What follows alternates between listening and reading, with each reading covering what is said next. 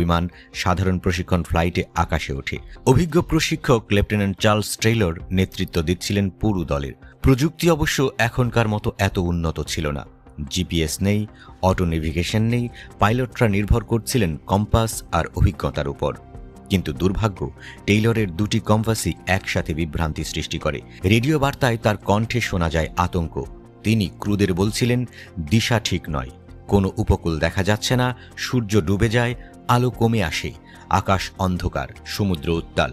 শেষ রেডিও বার্তাটি ছিল, জ্বালানি শেষ হয়ে আসছে, কিছুক্ষণ পরই স্তব্ধতা, সিগন্যাল বিচ্ছিন্ন, আর তারপর সবকিছু নিঃশব্দ। উদ্ধারকারী একটি বিমান পাঠানো হয়, কিন্তু এই মিশনও ছিল শেষ মিশন। ১৩ জন ক্রুসহ উদ্ধারকারী বিমানটি মাঝ আকাশে আগুনের গোলা হয়ে বিস্ফোরিত হয়। পরদিনও খোঁজ চলে পরের মাসেও, কিন্তু কোনো ধ্বংসাবশেষ